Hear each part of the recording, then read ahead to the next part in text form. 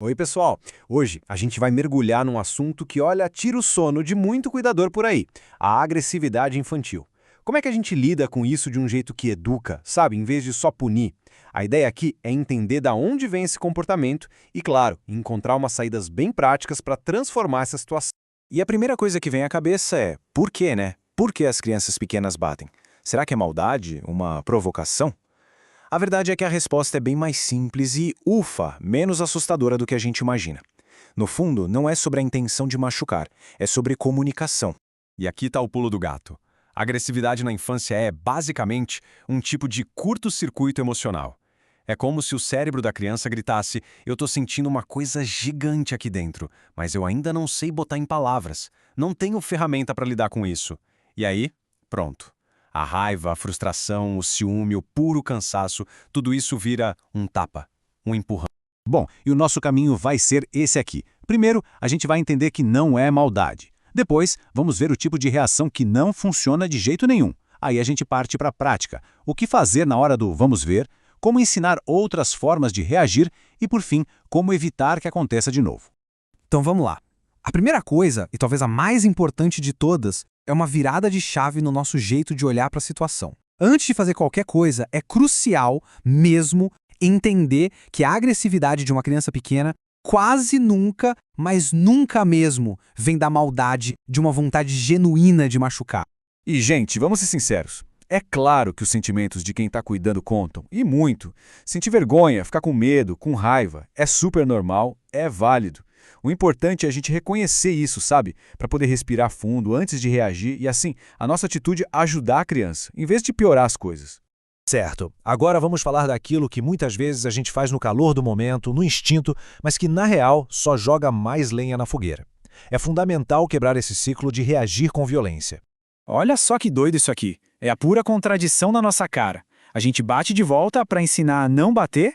O que a criança aprende? Que a violência é a resposta e quem é mais forte ganha. A gente grita, ela aprende que quando se está com raiva está liberado perder o controle e machucar os outros. E o miar, isso só ensina a criança a se envergonhar do que sente, em vez de aprender a lidar com o sentimento. É um tiro no pé. Então, beleza. Já vimos o que não fazer. Mas e o que a gente faz na hora da crise? A resposta está numa intervenção que precisa ser duas coisas ao mesmo tempo: firme, para todo mundo ficar seguro, e calma, para não botar mais pilha na emoção da criança. O passo a passo é bem direto, saca só. Primeiro, segurança em primeiro lugar. Interrompa a agressão segurando com firmeza, se precisar, mas sempre com calma. Passo 2, dê atenção para quem foi machucado. E passo 3, tire a criança que agrediu daquela cena, leve para um canto para ela poder baixar a poeira. A prioridade máxima é parar a ação e trazer a calma de volta para o ambiente. E essa frase, ela é genial na sua simplicidade. Preste atenção. Não é sermão, não é grito, não é ameaça. É só a declaração de um limite. Eu não vou deixar você bater. Ponto. Isso estabelece a regra de um jeito super claro, direto e, o mais importante, seguro, sem colocar mais agressividade na história. E aqui tem um ponto que a gente precisa entender de uma vez por todas. O cérebro de uma criança no meio de uma crise está totalmente no modo luta ou fuga. Não adianta nada querer dar lição de moral, explicar o porquê, simplesmente não entra. A criança não consegue processar. Naquele momento, a única meta é acalmar. A conversa, a lição de verdade, essa fica para depois. Ok, a poeira baixou, todo mundo se acalmou, é agora que o trabalho de verdade começa. Porque não adianta só falar, não pode bater. A gente tem que mostrar o que ela pode fazer no lugar de bater. E o primeiro passo é esse: dar nome aos bois, ou melhor, aos sentimentos. Filho, você ficou com muita raiva porque ele pegou seu brinquedo, né? Isso valida o que a criança sentiu. Mostra que o sentimento é ok. E logo em seguida, a gente conecta com a consequência. Mas bater, machuca. Simples assim, direto, sem drama, sem julgamento. E aí vem a parte crucial, que é dar para a criança uma caixa de ferramentas nova, um cardápio de opções. Ensinar que ela pode usar palavras "me devolve", "eu não gostei", que ela pode pedir ajuda para um adulto, ou que ela pode, sei lá, socar bem forte uma almofada para a raiva sair. Se a gente não der essas alternativas, adivinha para onde ela vai voltar? Porque ela já conhece: bater. E por último, vamos sair do modo apagar incêndios e entrar no modo prevenção. A meta aqui é fazer com que essas explosões aconteçam cada vez menos e com menos intensidade. Porque muitas vezes a agressividade é só a ponta do iceberg. É um sintoma de coisas bem mais básicas.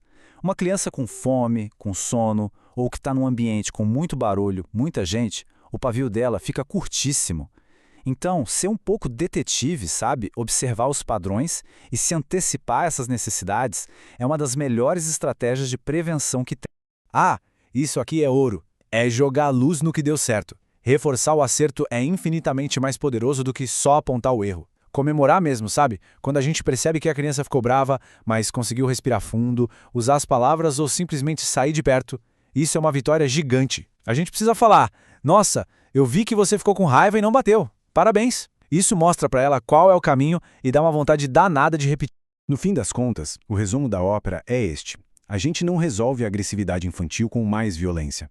Não funciona. O que resolve é uma combinação de 3 coisas.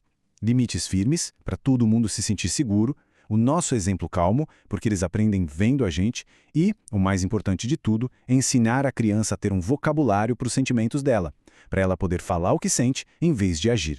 E para a gente fechar, fica essa pergunta no ar. Cada vez que uma situação dessas acontece, é uma encruzilhada. A gente pode escolher focar em punir o erro que já passou, ou a gente pode usar esse momento como uma chance de ouro para ensinar a solução para o futuro. Essa escolha, no fundo, define não só o que vai acontecer nos próximos 5 minutos, mas o tipo de pessoa, com que tipo de inteligência emocional que a gente está ajudando a formar.